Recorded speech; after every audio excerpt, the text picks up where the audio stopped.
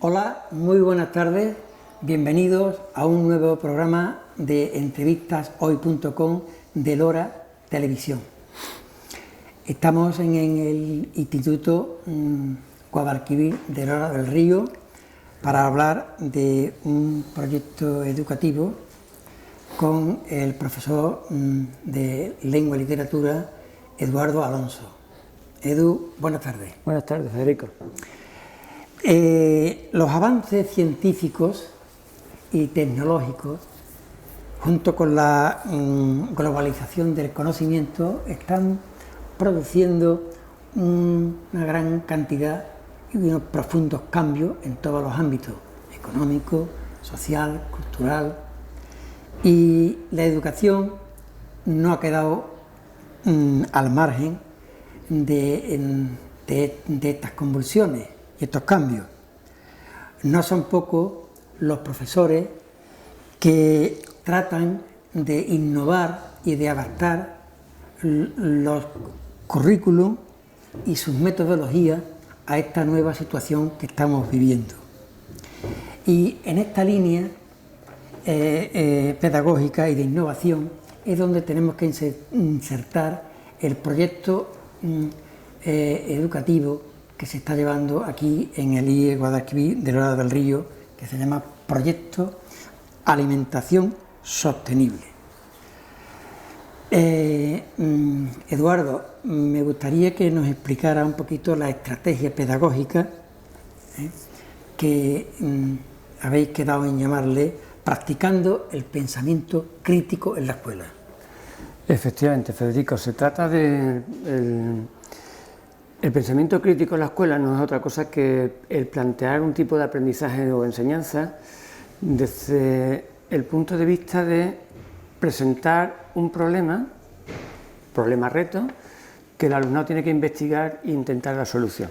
Ese problema es un problema de la realidad que hay fuera del instituto, que en este caso con la alimentación sostenible incumbe a todos, y con una serie de procesos que van desde el plantearse una serie de preguntas, pues el pensar, reflexionar, el hablar, el intercambiar tus puntos de vista para enriquecerlo, llegar a prototipar una serie de acciones que puedan hacer posible el planteamiento o la solución al problema, ¿no? Entonces es un sistema de aprendizaje muy interesante, porque toca de manera transversal y no transversal muchas asignaturas, trabaja de manera cooperativa y toca prácticamente todas las competencias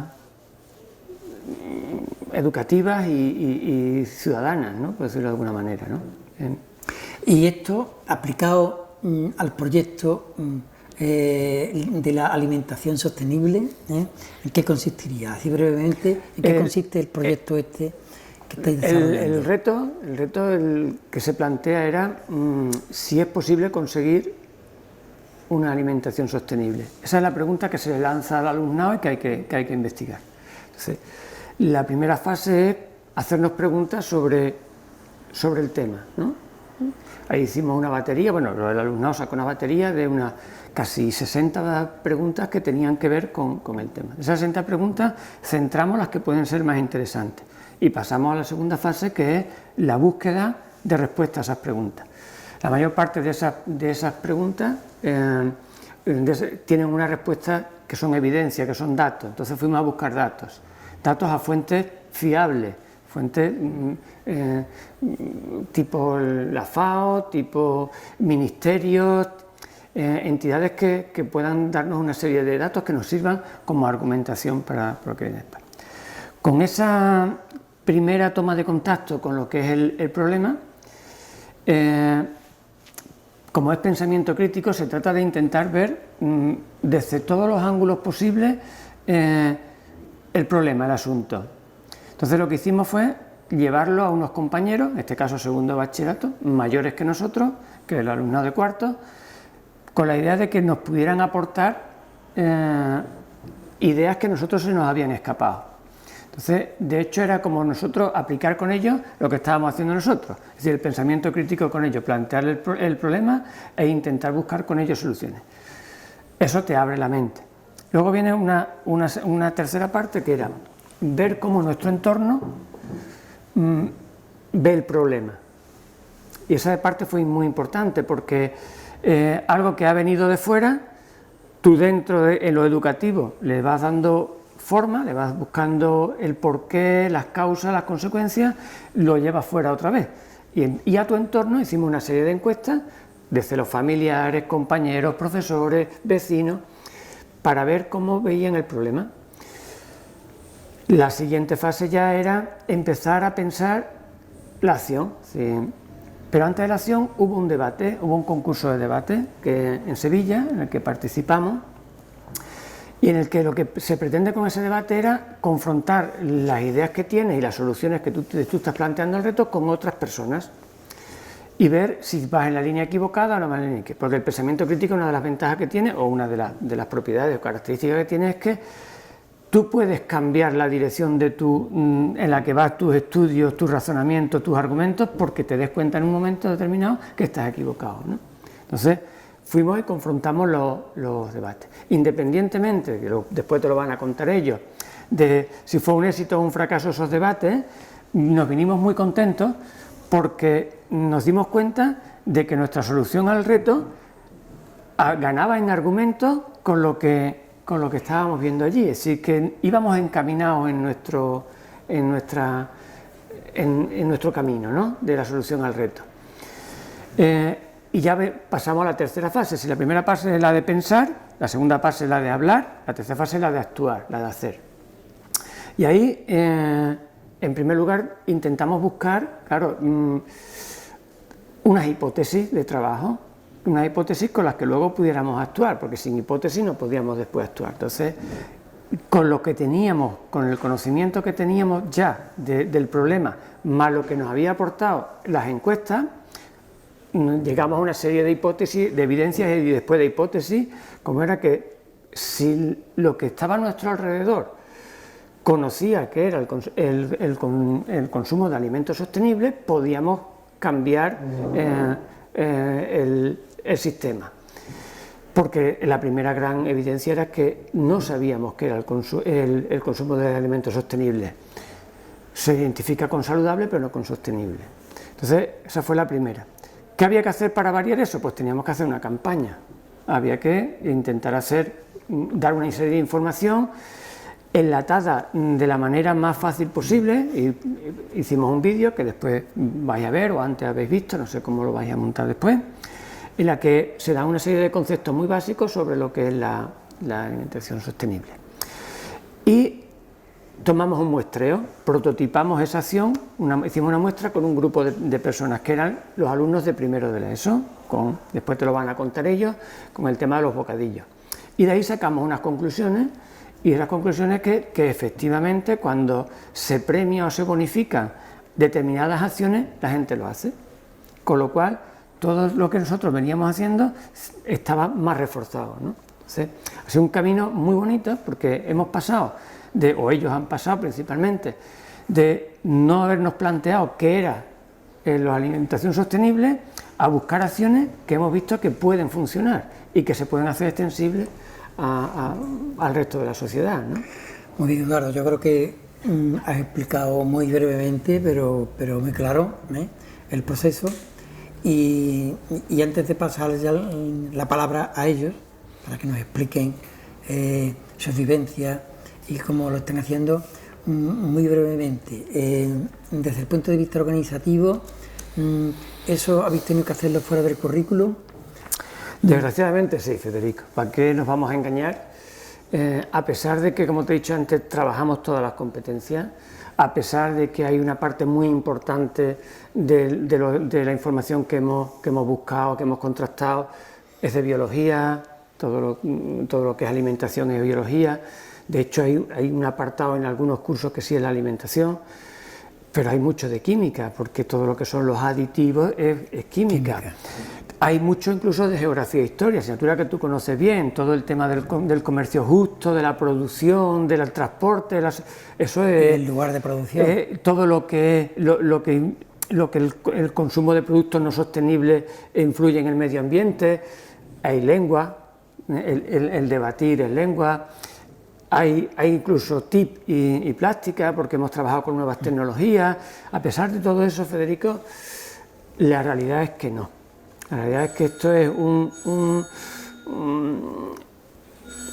puntito en el universo educativo, y es un trabajo que se sale del currículum, por decirlo de alguna manera, desgraciadamente. Esto implicaría que tendríamos que trabajar por proyectos en los que se implicaría, debería implicarse el resto de profesorado, trabajarlo desde distintas áreas, pero a día de hoy, desgraciadamente, ni el profesorado ni el alumnado estamos preparados para trabajar de esa manera.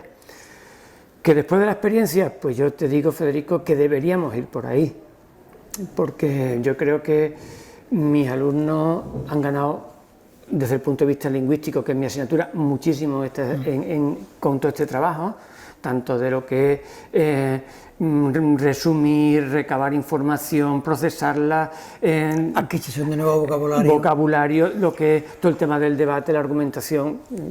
Muy bien, Eduardo, pues muchas gracias, y le pasamos la palabra a los alumnos. A ti.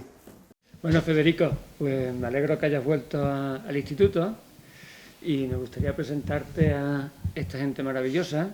Tenemos más, pero aquí es una representación del alumnado de cuarto, principalmente de ciencia y tecnología, la mayoría, excepto Alba y Marta, que son de sociales.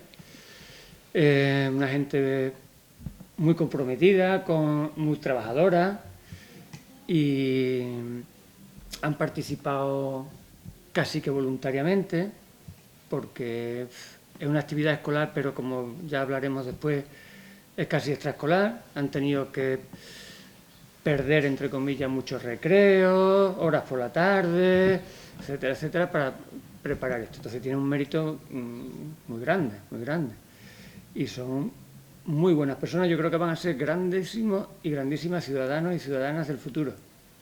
Aparte de que probablemente va a haber más de un investigador, investigadora y grandes profesionales aquí. Estoy segurísimo. Podemos aprovechar para que se presenten, ¿no? Por ejemplo, hacemos un barrido de allí para acá. ¿Podemos? Pues adelante. Marta. Venga. No, por favor, ¿qué digo? Soy Marta, ya está.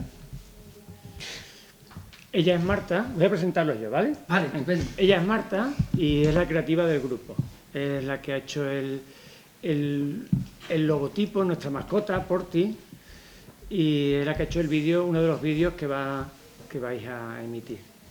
Alicia, que es alumna también de ciencia, su abuela es una de las abuelas que ha participado en esta experiencia y que nos ha enseñado muchas cosas, y desde aquí le queremos dar las gracias a su abuela. Hugo, otro de los creativos de la clase, aparte de un buen investigador, pero yo quiero también recalcar que probablemente si pasamos de fase en este concurso va a ser gracias a él, porque, pues como decía antes, una noche a las y pico se puso a montar urgentemente un vídeo que teníamos que tener, y bueno, hay que agradecérselo también. Gracias, Hugo. Irene, otra de las personas que ha aportado su granito de arena a su abuela, y otra alumna muy comprometida, en la que pone voz a nuestra mascota, a Porti. Rocío, una de las guerreras de la clase, digo guerrera porque es de las que le gusta debatir y entrar en el cuerpo a cuerpo de intercambio de ideas y de argumentos. Lola, otra de de las piezas clave del grupo. Ya la escucharéis después. Y alumna también excelente. Dani, otro de los guerreros, también de los expertos en debate. José, otro alumno muy trabajador y competente.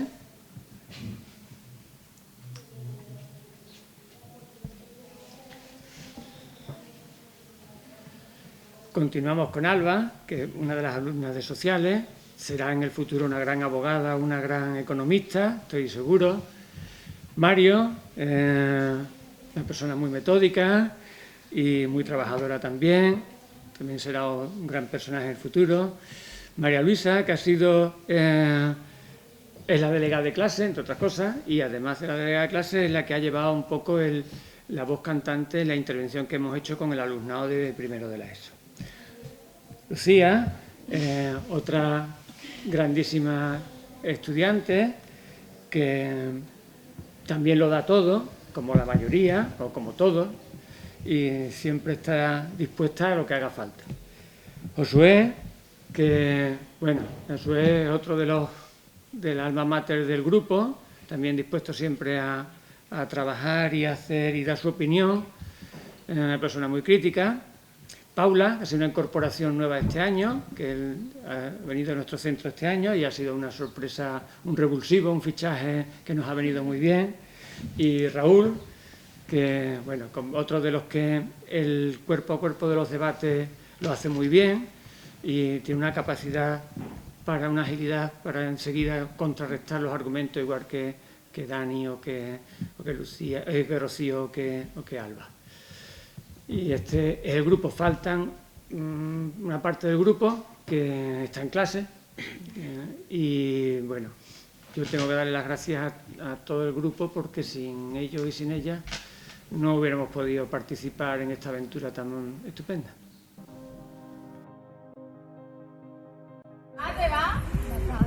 El profesor nos ha propuesto que si queremos trabajar en un proyecto de jóvenes promesas.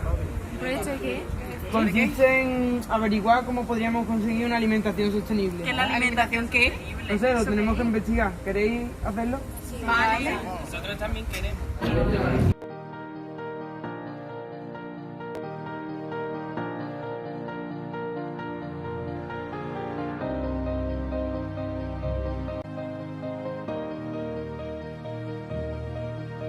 ¿Cómo afecta la producción de alimentos al medio ambiente?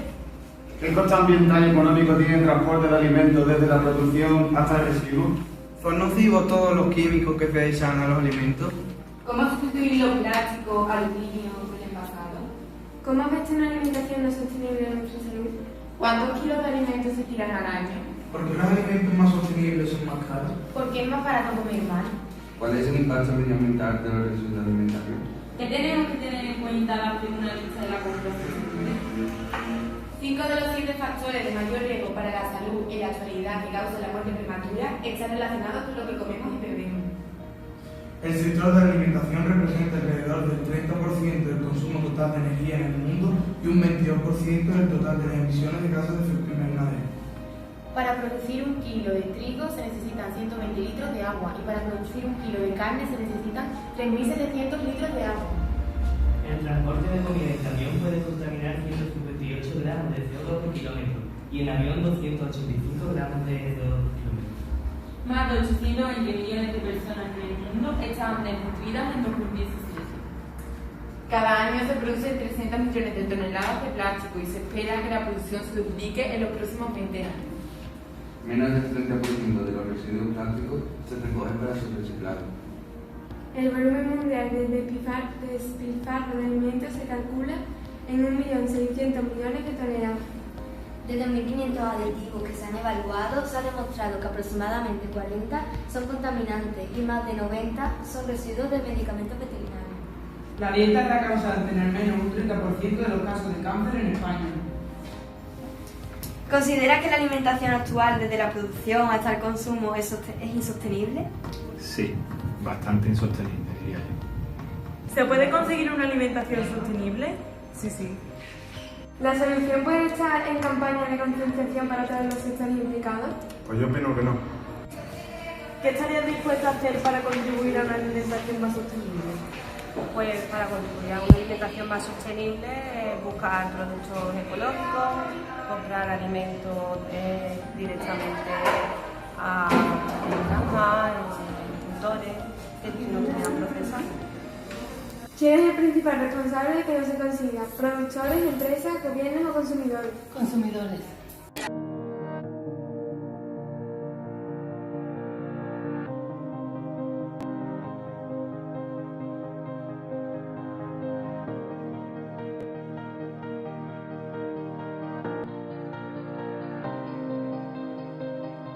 ¿Pero qué es lo que limitáis? ¿Por qué limitáis? ¿Cómo lo vais a limitar? Yo no entiendo cómo vosotros vais a poder controlar a estas personas, porque cada persona hace lo que quiere y no sé cómo vosotros vais a conseguir este control.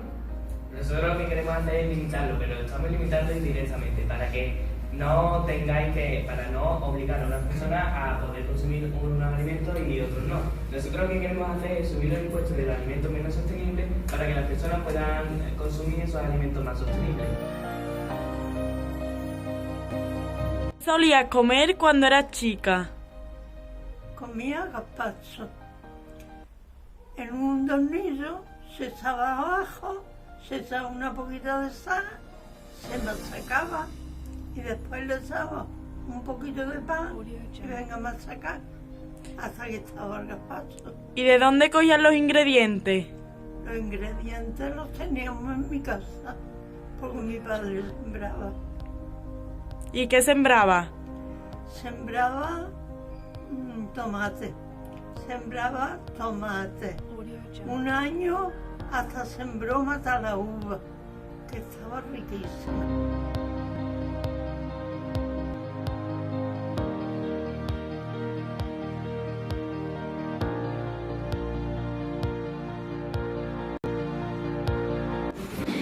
Porque nosotros lo que vamos a hacer es, después de explicar todo lo que conlleva una alimentación sostenible, vamos a venir durante esta semana, vamos a venir algún día y a preguntaros qué habéis traído para ver si vuestra alimentación ha cambiado sabiendo los datos tan perturbadores que hemos dicho. Y a la persona que tenga una alimentación sostenible se le deberá en algunas asignaturas con puntos extra o quitando deberes y efectos. Y ahora os voy a explicar qué alimentos podríais traer que sean viables para traerlos en el recreo. Bueno, yo creo que os preguntaréis qué podemos hacer nosotros para ayudaros, ¿no? Pues nos podéis ayudar trayendo alimentos que son sostenibles. ¿Qué alimentos creéis que pueden ser sostenibles? Bueno, yo lo que voy a hacer es daros ejemplos sobre alimentos que podéis traer para comer en los recreos, para conseguir estos puntitos. Muy bien, una fruta.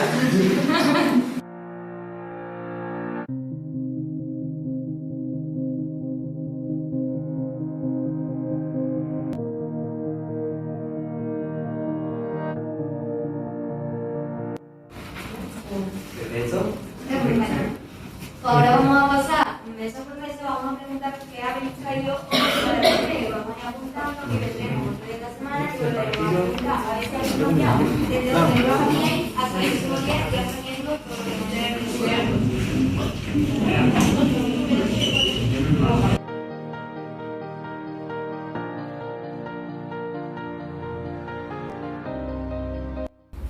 Bonificar la producción, transporte, elaboración y consumo de alimentos sostenibles mediante una bajada de impuestos y grabar la no sostenible para conseguir...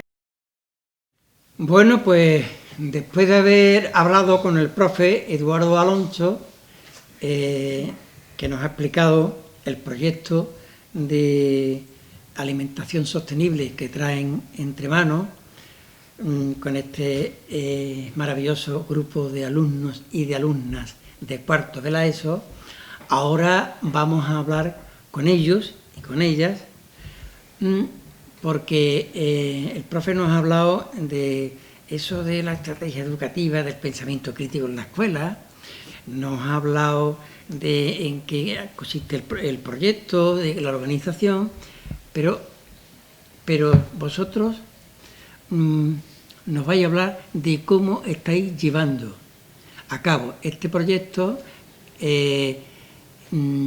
cómo lo estáis viviendo, qué aportaciones os está trabajar en equipo, en grupo, qué cosas os están impactando más de lo que estáis investigando, en fin, pero para hacerlo por parte vamos a ir haciendo preguntitas a cada uno de vosotros. Por ejemplo, yo tengo aquí una preguntita, por ejemplo, para mi amigo Mario, que está aquí más cerquita, que además tiene un abuelo que fue nada más y nada menos que jugador del Sevilla Club de Fútbol. Y que, por cierto, este año el Ayuntamiento le va a hacer un reconocimiento y un homenaje. Bueno, pues Mario, vamos a ver. Aquí hasta ahora Eduardo está hablando de la alimentación sostenible, pero yo quiero que tú nos expliques lo más sencillamente posible en qué consiste eso de la alimentación sostenible. Quiere decir eso que hay una alimentación que no es sostenible, ¿verdad? Bueno, a ver. A ver, cuando nos hablan de alimentación sostenible, solemos pensar que se refieren a una alimentación saludable y que no sea perjudicial para la salud. Eso también está englobado por la alimentación sostenible, pero también hay más cosas. La alimentación sostenible defiende que desde que se empieza a producir un alimento hasta que llega a nuestro plato, es decir, en el transporte, la elaboración, el procesado, el medio ambiente no sufra ningún daño, aparte también que sea beneficioso para nuestra salud y también que los trabajadores que producen estos alimentos sean pagados con un precio justo. Eso sería la alimentación sostenible en resumen. Muy bien, muy bien. María Luisa, ¿y esta campaña a quién va dirigida? ¿A un sector de la población, jóvenes, adultos, mayores? ¿A quién va enfocada esta información que vosotros estáis tratando de divulgar? Pues la campaña va dirigida a todo el mundo, pero nosotros en específico nos hemos centrado en el alumnado más pequeño del instituto y hemos hecho una pequeña muestra y hemos empezado desde abajo y desde la raíz para conseguir cambios más importantes y así desde ahí a hacer lo mismo pero a gran escala. ¿Y habéis tenido algún contacto ya con los más pequeños? Sí, hemos hecho una presentación para explicarles más o menos lo que es la alimentación sostenible y hemos hecho unas actividades para ver si después de esa información y de saber todo lo que conlleva, ellos han cambiado su alimentación y si han traído alimentos más sostenibles en el recreo o si por lo menos están concienciados de lo que conlleva todo. ¿Y cómo han respondido? ¿Cómo están respondiendo? Pues el primer día pedimos la comida y como no sabían nada, pues le trajeron normal como todos los días y la verdad era una alimentación nada sostenible. Pero después... ¿Qué era? Comida basura, ¿no? Eran todos bocadillos, llevaban un montón de plástico y eran con alimentos muy procesados y cosas de esas. Y entonces, después de unos cuantos de días, volvimos ahí y la verdad hubo un montón de cambios. En algunos alumnos, en otros no, pero en la mayoría sí hubo cambios y trajeron alimentación más sostenible. Interesante. Lucía, en los análisis que vosotros estáis haciendo y las investigaciones que estáis haciendo, afirmáis que de 7 factores de riesgo para la salud, al menos 5 están relacionados con lo que comemos. Esto es un dato importantísimo, ¿no? Es un dato bastante impactante porque sinceramente a mí me ha llamado mucho la atención. Este dato lo que quiere decir es que hoy en día muchos de los alimentos que comemos, que están en nuestra alimentación normal de todos los días, pues hay muchas grasas, hay muchos lípidos, hay muchos azúcares. Esto va a influir en nuestra salud y va a afectar a nuestro cuerpo y a nuestra salud, haciendo o produciendo algunas enfermedades. Es más, ya hay algunos estudios que aprueban esto, que dicen que esto es verídico. Por eso nosotros estamos intentando que todo el mundo sepa este gran problema para que así se pueda corregir. Pues la verdad es que... ¿Y hay algún dato también impactante de este estudio que pudieras añadir a lo que has dicho? Nosotros buscamos muchos datos, ¿no? Pero La verdad que a mí un dato que me impactó mucho es que lo que se necesitaba para hacer 1 kilo de carne y otro kilo de esto. Después mi compañera Irene te lo va a explicar. Bien, muchas gracias.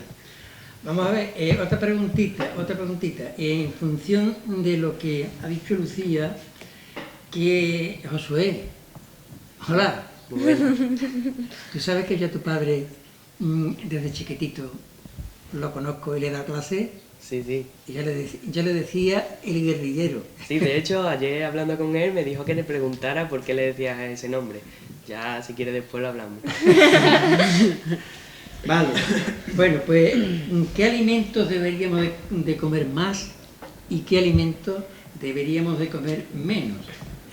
Naturalmente, eso no te lo puedes tú inventar.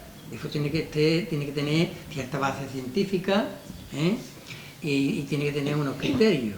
Bueno, pues a mí me gustaría que nos hablara un poquito de la conveniencia de comer determinados alimentos más que otros. Sí, para que tengamos una buena salud, te voy a decir 4 requisitos que debe cumplir un alimento para que nosotros pues, tengamos una buena salud. El primero es que ese alimento sea ecológico, que venga de una cosecha ecológica. Hombre, que sea ecológico es bastante importante. Que no tenga muchos productos químicos, ¿no? Sí, bueno, eso conlleva al segundo requisito, que es que los alimentos estén lo menos procesados posible. ¿Vale?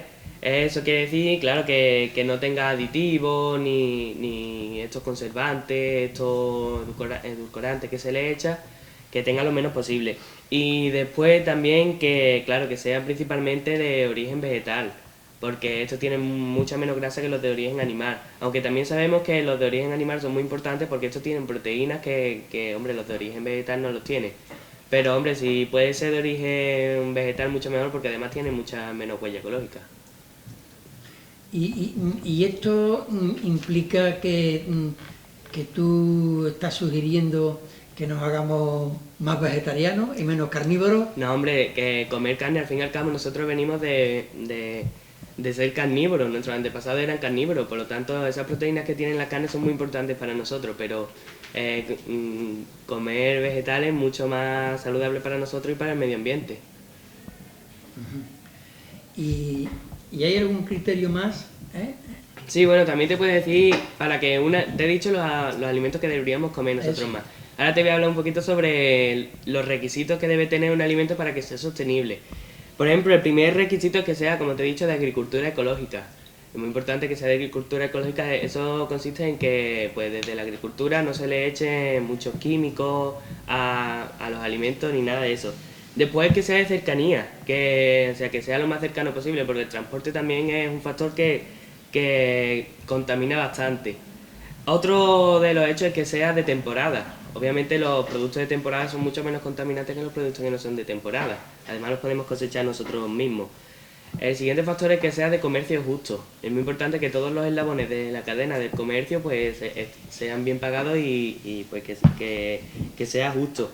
Que sean lo menos procesados posible, como te he dicho, que tengan los menos aditivos, los menos conservantes, lo menos aditivos posible. Que sea de envase cero, eso también te lo van a contar mis compañeros, pero bueno, si quieres te adelanto un poquito, es que tenga el mínimo envase posible lo que compremos. Y obviamente lo último, que sea predominantemente de proteínas de origen vegetal a las de origen animal. Aunque te vuelvo a repetir, las de origen animal son muy importantes, pero si son de vegetal mucho mejor porque tienen muy poca huella ecológica. Pues la verdad es que nos ha dado un programa completísimo, ¿eh? Muchas gracias. Después espero que tengamos oportunidad de que el resto de tus compañeros y compañeras pues nos aclaren un poquito más algunos conceptos que como tú bien has dicho necesitan un poquito de mayor aclaración, pero muy bien. Bueno, y vamos a pasar ahora a Paula, una niña que la conozco de algo y es vecina mía. Y algo más, ¿no? Algo hay. Bueno, vamos a ver. Hablamos mucho, Paula, de sostenibilidad, de alimentación sostenible, pero todo esto tiene que ver algo con este interés y esta motivación que tenemos ahora mismo en la sociedad sobre el cambio climático? Sí, porque desde el proceso de producción, pasando por el transporte, como ha dicho Josué antes, hasta la consumición, todo es contaminante. Y nosotros lo que queremos con esta campaña es que concienciar a la gente para que en estos procesos se reduzca lo máximo posible en la contaminación, como por ejemplo en la producción, como ha dicho antes Josué, en las plantaciones se echan muchos herbicidas, pesticidas, etc. En el transporte, el humo de los vehículos contamina también muchísimo. Y en el consumo, ahora los alimentos contienen mucho plástico, etcétera, que después al fin y al cabo eso a saber dónde va a parar, ¿no? Entonces nosotros lo que queremos es que se reduzca lo máximo posible la contaminación con esto. A ti y a tus compañeros, ¿os preocupa realmente las consecuencias que estamos viviendo del cambio climático? Porque tú sabes que hay gente que niegan que esté habiendo un cambio climático. A nosotros yo creo que sí nos preocupa, porque después a quien nos va, las consecuencias vienen a nosotros, porque y si comenzamos desde ahora mismo a mejorarlo, corregirlo por así decirlo, yo creo que no va a haber tantas consecuencias, tantas malas consecuencias en el futuro para nosotros, los jóvenes. Muy bien, Paula. Alba, Josué ha hablado antes de una serie de conceptos, entre ellos ha hablado del comercio justo. ¿Tú nos podrías explicar un poquito esto y después, a lo mejor, como consecuencia de lo que nos explique, a ver si nos aclara algo de lo que está ocurriendo actualmente en la sociedad? A ver, empezamos con lo del comercio justo. El comercio justo es un tipo de comercio que lo que propone es mejorar las condiciones de los productores pagándoles lo que se merecen por sus productos. Eso es lo que sería el comercio justo.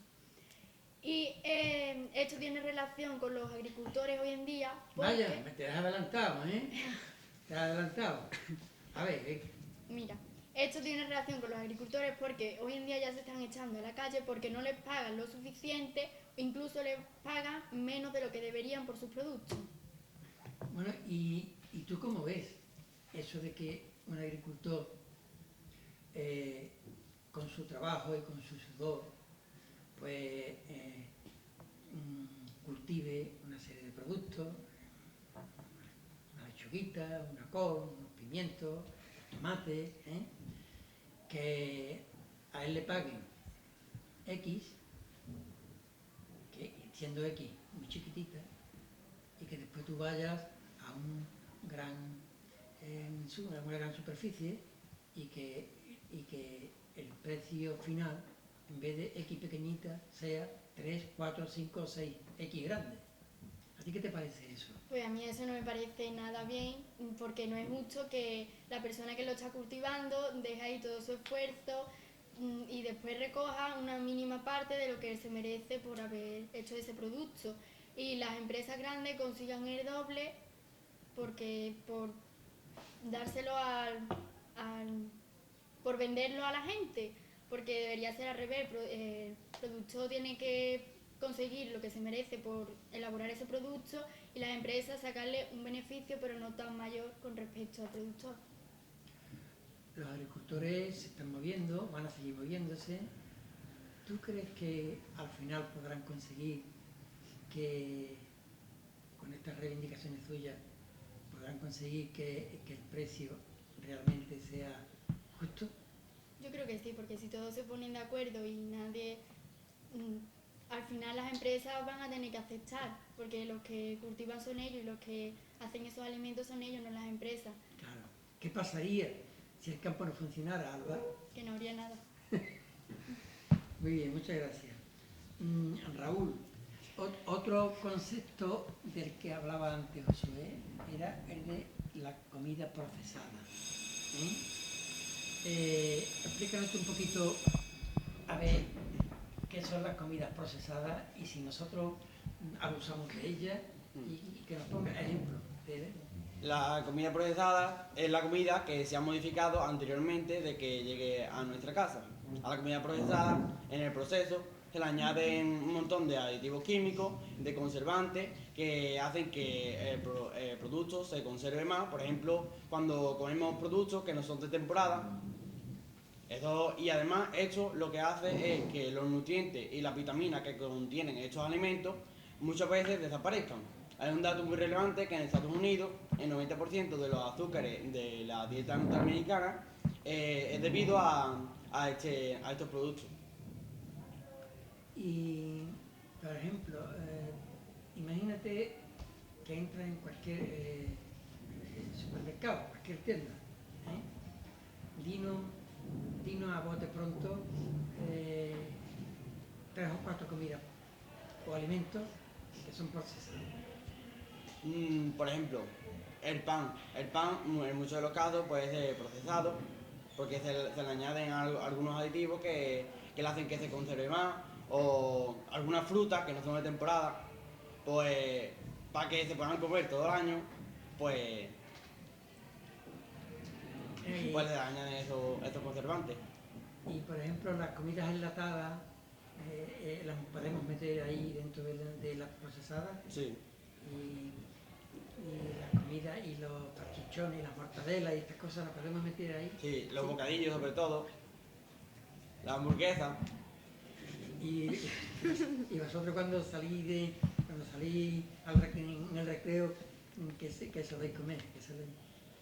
Hombre, ahora con este proyecto nos estamos concienciando más y estamos trayendo productos de tiendas cercanas y de agricultores cercanos de aquí de Lora, y no estamos comiendo tanto, estamos comiendo bocadillos pero más y fruta, más sano. Y fruta, claro. Hugo, también se ha hablado ya antes del concepto de envasado cero. ¿Qué significa eso de envasado cero? Pues nosotros consideramos por esto que un producto no tiene que estar envasado. Por ejemplo, si contiene mucho plástico el envasado, al final ese plástico se va a ir al mar y va a contaminar mucho. Entonces, una solución que tú puedes ir, por ejemplo, tú vas a comprar frutos secos, pues tú puedes llevar tu bolsa de tela, que tú tengas de reutilizarla y echarte a granel, frutos secos.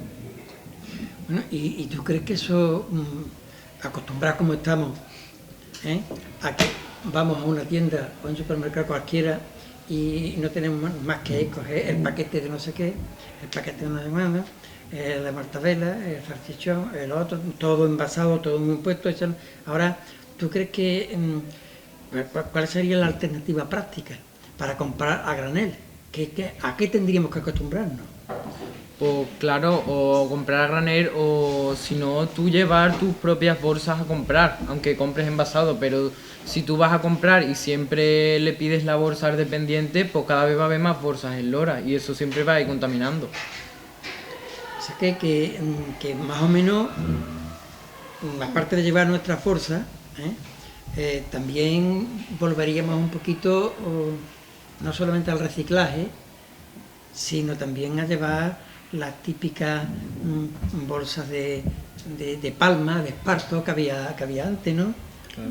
Seguramente tu abuela, los abuelos te han hablado de que antes se iba a la tienda con una espuerta, una bolsa. Bueno, pues vamos a ver si somos capaces de acostumbrarnos, ¿no? Vamos a ver. Irene, vosotros en vuestros estudios estáis recomendando la priorización de la alimentación vegetal por delante de la animal. Aunque ya se han dicho algunas cosas, ¿tú nos podrías aportar algunas razones más de por qué tenemos que consumir más vegetales y más frutas por encima de las carnes? Bueno, sí, en realidad es que hay dos motivos principales. Uno es la salud, que obviamente es más saludable consumir productos vegetales frente a los animales, y el otro es por la producción, porque el consumo, o sea, la producción de carne tiene una huella ecológica mayor que la producción de vegetales, Por ejemplo, para producir 1 kilo de trigo se necesitan 120 litros de agua. En cambio, para producir 1 kilo de carne vacuna se necesitan 2.700 litros de agua, que es una gran diferencia. ¿Y esos datos de dónde los habéis sacado? Porque Pues hemos buscado en diferentes fuentes como la FAO y muchas más fuentes. Muy bien, muy bien. ¿Y tú personalmente crees que es mucho más sano ser vegetariano o vegano que carnívoro o una mezcla de los dos? Hombre, yo pienso que es más saludable el consumo vegetal, pero tampoco podemos privarnos de la carne, porque al fin y al cabo son proteínas y nutrientes que nuestro cuerpo necesita. Entonces, yo lo que estoy intentando hacer a nivel de mi casa y todo, consumimos más vegetales, pero tampoco nos privamos de la carne. También la consumimos, pero de una forma más moderada. Yo no sé si compartirás conmigo la opinión que te voy a decir. Yo noto que en general la gente pequeña y los jóvenes de vuestra edad suelen comer poca verdura y poca fruta. ¿Tú por qué crees a qué se debe esto? Porque la verdad es que no lo sé, porque al fin y al cabo tú puedes buscar a lo mejor una receta con brócoli que a un niño le puede gustar más que una receta de un filete de pollo. Pero yo también pienso que es un poco culpa a lo mejor de nuestros padres, porque la gente no está concienciada y piensa que cocinar a lo mejor un producto que no sea sostenible o cocinar con carne o algo es más fácil que cocinar saludable, y yo pienso que no. Siempre hay otra alternativa. Muy bien, Irene. Pues vamos ahora con Rocío. Rocío, podríamos seguir profundizando en toda esta temática, pero ahora nos vamos a detener un poquito en la metodología y en el proceso que está llevando a cabo. Estáis indagando, estáis investigando, estáis yendo a las fuentes de información, que son a dónde hay que ir, para que vuestros estudios tengan un rigor, una base científica, y no solamente sean opiniones. ¿Cuáles son las dificultades más importantes que os estáis encontrando en este trabajo colectivo que estáis haciendo en torno al tema, a este proyecto tan bonito de la alimentación sostenible?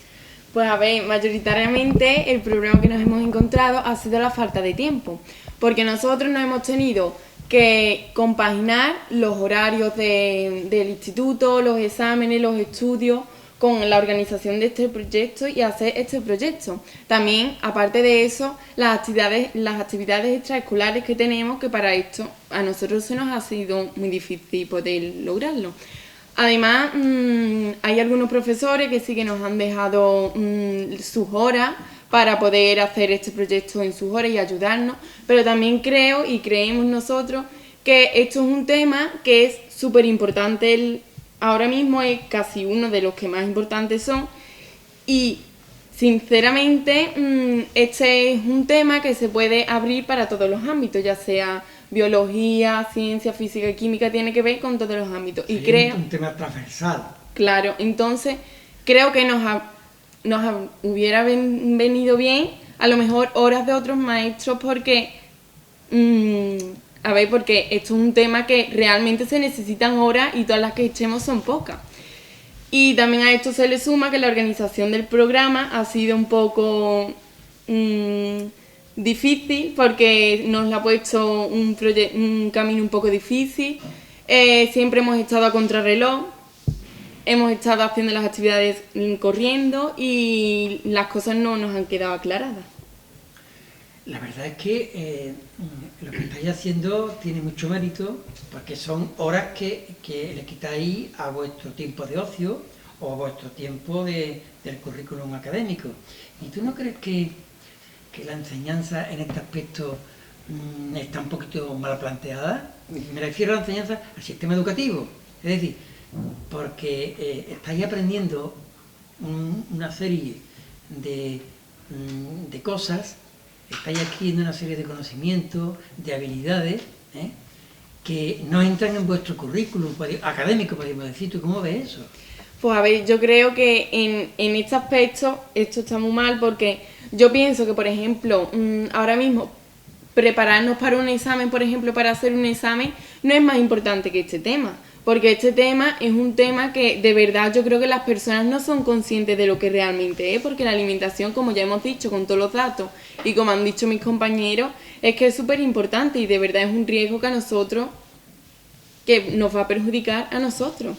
Y entonces yo no veo que prepararnos para un examen o ver el temario que esté preparado sea más importante que esto, porque esto es un problema que lo estamos viviendo. Muy bien explicado, Rocío. Lola, en la línea de lo que Rocío está hablando, esto supone un enriquecimiento personal, no solo por los conocimientos que estáis adquiriendo, sino por la metodología que estáis aprendiendo, por las habilidades que tenéis que desarrollar. Háblanos un poquito de cómo os está enriqueciendo el trabajar un proyecto colectivo que implica, pues bueno, un trabajo en equipo al que muchas veces pues los profesores no os hemos enseñado a trabajar.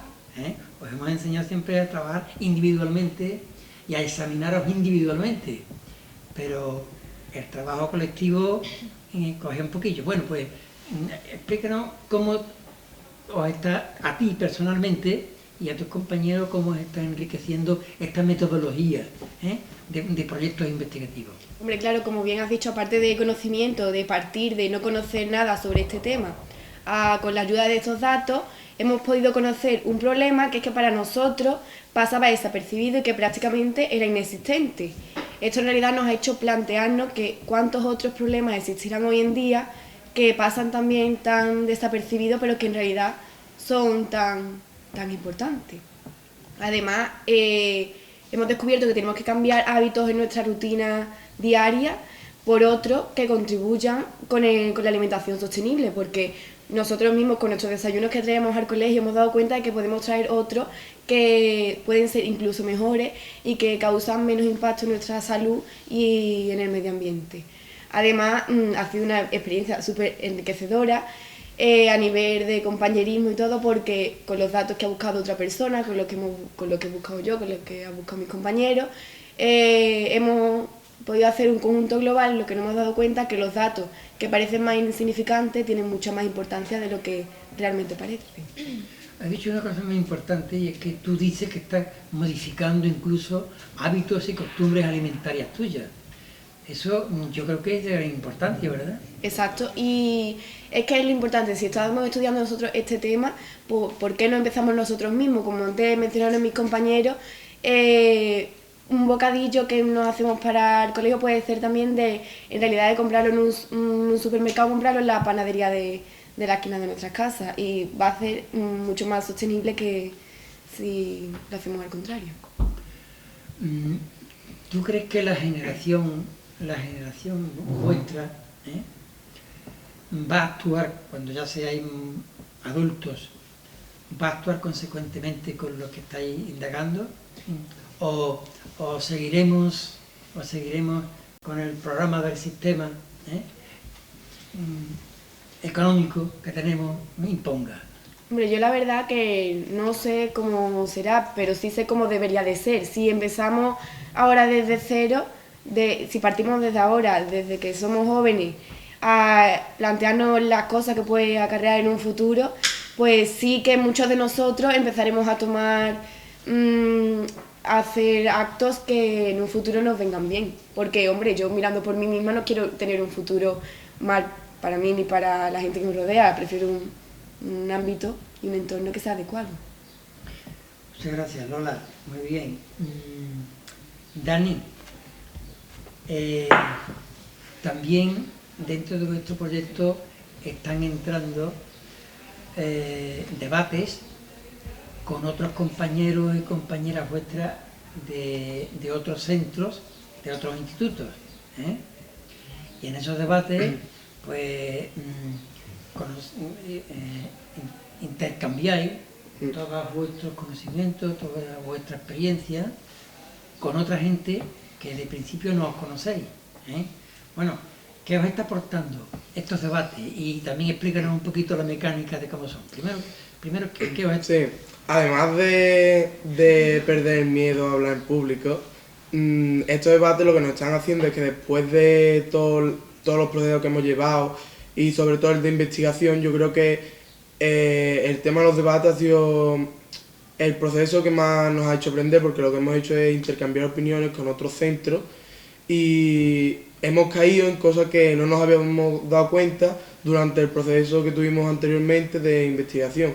Entonces yo creo que es lo que más nos ha hecho aprender. Lo que decías al principio de los debates, que habías dicho, perderle el miedo a hablar delante de los demás. Sí. Yo creo que eso había avanzado muchísimo, ¿eh? Porque hoy estáis hablando delante de muchísima gente que os está viendo en vuestras casas. ¿Tú crees que eso es importante, verdad? Sí, yo creo que eso es bastante importante porque en nuestra vida cotidiana nosotros nos tenemos que relacionar con las personas y nosotros no podemos tener miedo a hablar delante de alguien que no conocemos. Nosotros lo que tenemos que intentar socializar con toda la gente y yo creo que en eso es un ámbito que hemos avanzado bastante desde que hicimos los debates. Cuando en un debate, en una reunión, alguien se calla, la única solución que le queda es aceptar lo que los demás digan, ¿no? Yo creo que cuando tú estás en un debate y una persona se queda callada, lo que crea es un malestar ahí, de decir, o alguien habla o nos vamos a quedar aquí todo el mundo callado. Entonces yo creo que todo el mundo tendría que, o sea, alguien tendría que responder y si nosotros tenemos esa capacidad, lo vamos a tener en nuestra vida diaria. Oye, y los debates con los centros, con otros centros de Sevilla, ¿cómo han ido? El primer debate se nos dio un poco peor porque nosotros teníamos pensado un concepto de debate que era totalmente diferente al que tuvimos. Nosotros pensábamos que el debate iba a ser como un cara a cara de hablaban ellos, hablábamos nosotros, y realmente el debate que tuvimos allí era teníamos que presentarnos y después 2 turnos de refutación y al final una conclusión. Entonces, al decirnos nosotros que teníamos que refutar a ellos, pero sin entrar en un cara a cara, en el primer debate nos vimos un poco como asustados porque no sabíamos cómo actuar, pero en el segundo ya nos desenvolvimos bastante bien. Ya entraste a saco, ¿no? Sí. Y defendíais con uñas y dientes allí vuestros argumentos, ¿no? Sí. Muy interesante lo que estás planteando. La verdad es que podríamos seguir porque pero vamos a seguir un poquito. ¿Cómo andamos de tiempo?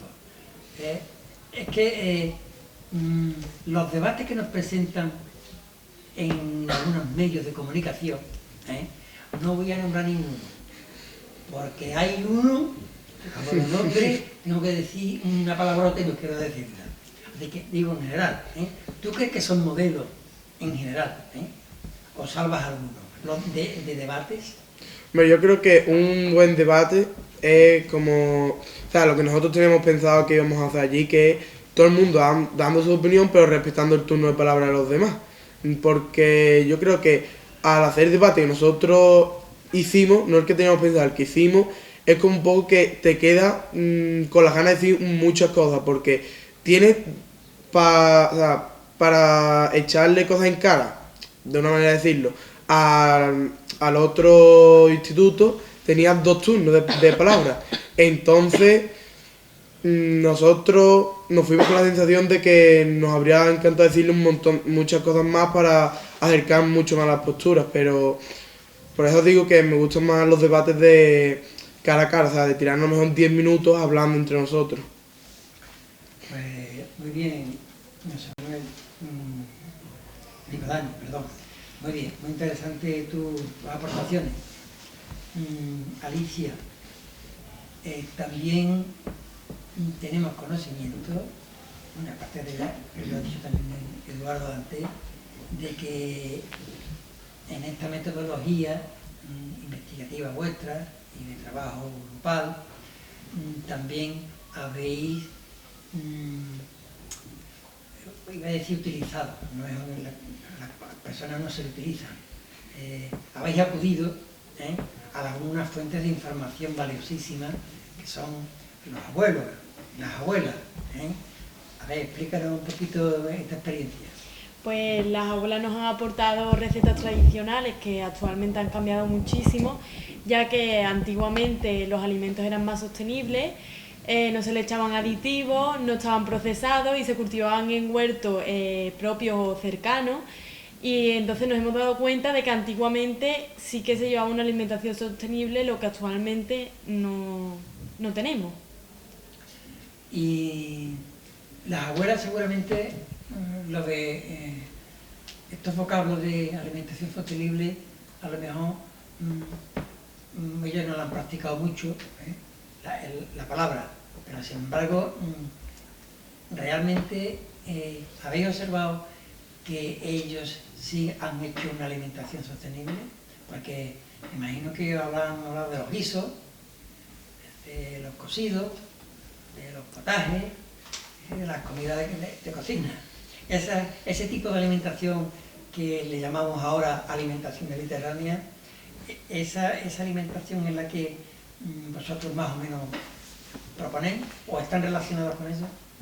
Están relacionadas con eso. Nosotros lo que queremos es llevar una alimentación más sostenible de la que tenemos ahora y pues tomamos el ejemplo de las abuelas. Si antes se llevaba una alimentación sostenible, ¿por qué no llevarla ahora?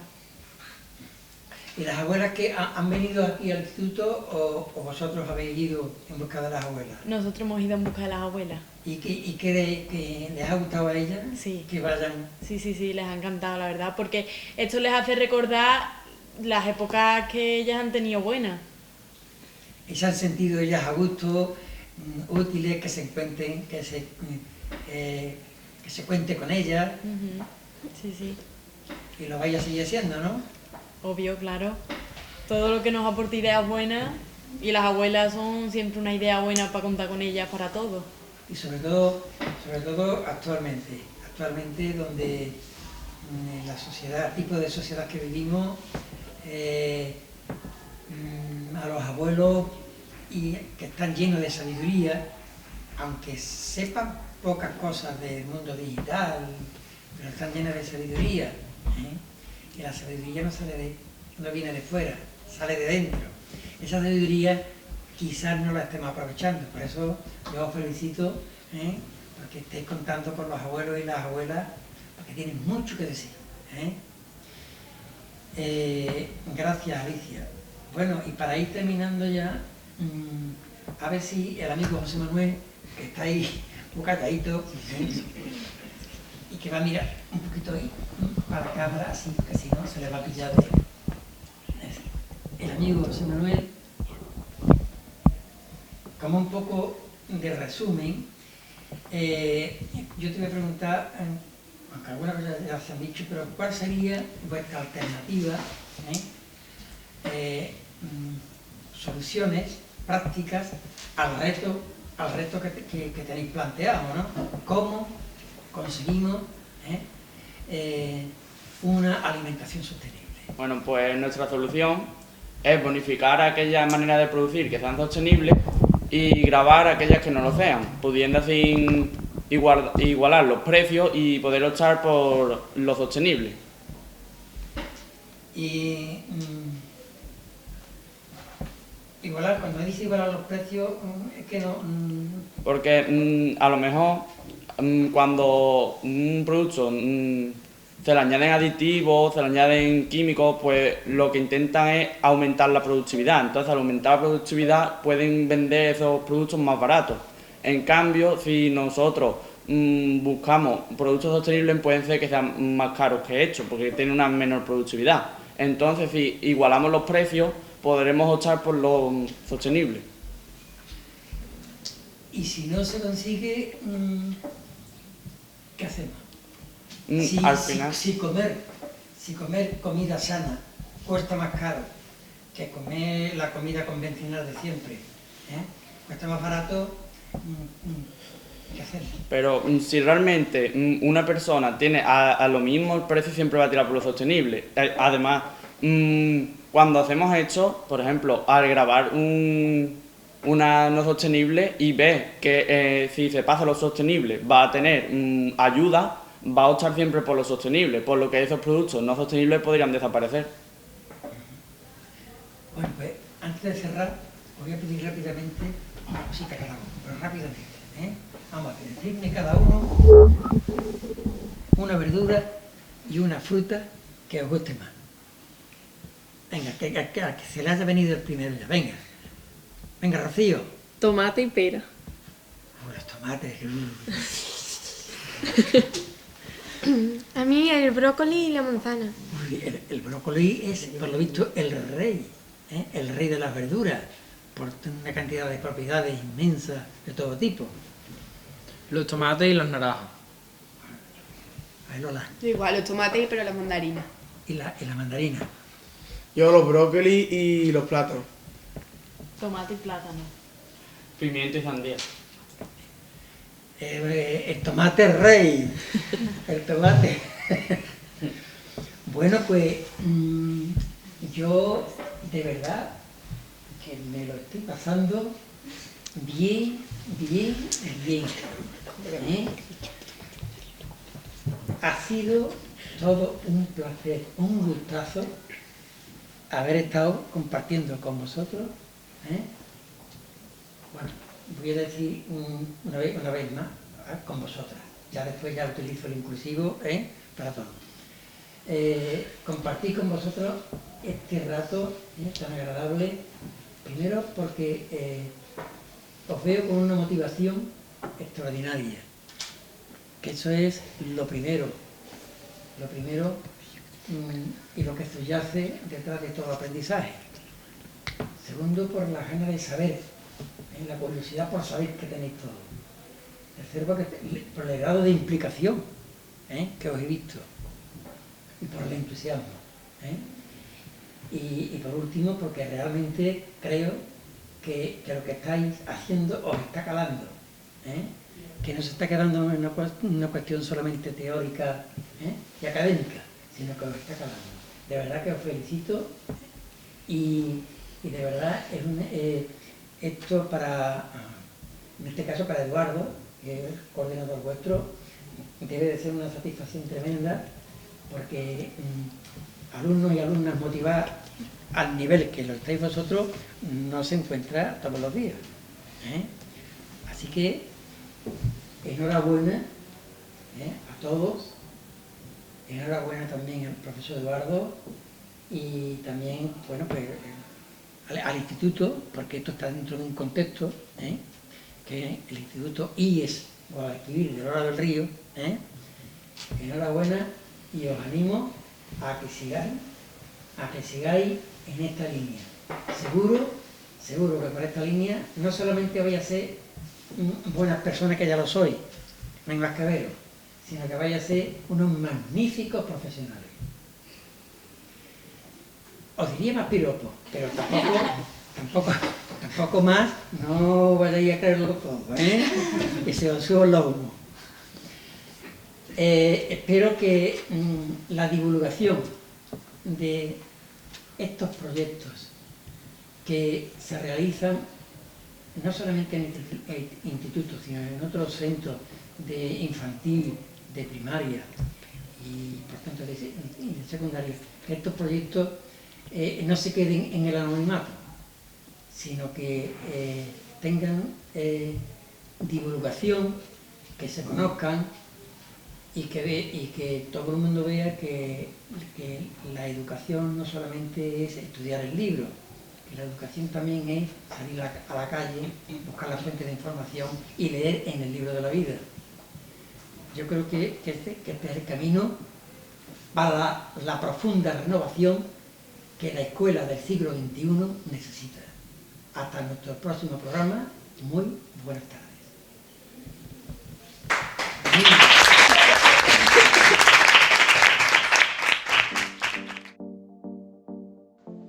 Hola, soy Porti, la manzana con corazón de las jóvenes promesas del IE Guadalquivir, y quiero enseñaros algunas cosas muy importantes y sencillas sobre los alimentos sostenibles. ¿Preparados?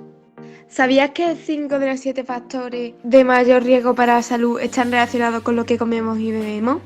¿Que el sector de la alimentación representa alrededor del 30% del consumo total de energía en el mundo y un 22% de las emisiones de gases de efecto invernadero? ¿Que para producir 1 kilogramo de trigo se requieren 1.200 litros de agua y para 1 kilogramo de carne vacuna 3.700 litros? ¿Que el transporte genera por carretera 158 gramos de CO2 por kilómetro, los aviones 285 gramos por kilómetro y los barcos de mercancías más de 300? ¿Que más de 2.500 millones de personas tienen problemas de obesidad o sobrepeso? Más de 3 millones de personas mueren por esas causas. ¿Que más de 821 millones de personas en el mundo padecen hambre? ¿Que cada año se producen 300 millones de toneladas de plástico y en los próximos 20 años se duplicará? ¿Que al año se despilfarran más de 1.600 millones de toneladas de alimentos? ¿Que el consumo de productos ultraprocesados aumenta el riesgo de enfermedades cardiovasculares y muerte? ¿Y que la dieta es la causante de al menos el 30% de los casos de cáncer en España? Parece que este camino no es el más adecuado, ¿verdad? Lo tengo, la alimentación sostenible. Los alimentos sostenibles son aquellos que generan un impacto ambiental reducido y que contribuyen a la seguridad alimentaria y nutricional, ya que las generaciones actuales y futuras lleven una vida saludable. Además, protegen y respetan la biodiversidad y los ecosistemas, son culturalmente aceptables, accesibles, económicamente justos y asequibles, y nutricionalmente adecuados, inocuos y saludables, y optimizan los recursos naturales y humanos. Los criterios de los alimentos sostenibles son los siguientes: 1. De agricultura ecológica. 2. De cercanía. 3. De temporada. 4. Comercio justo. 5. No procesados. 6. Envasados cero. 7. De predominio de proteínas de origen vegetal frente al animal. ¿A que no es tan difícil tener una alimentación sostenible? ¿Te apuntas?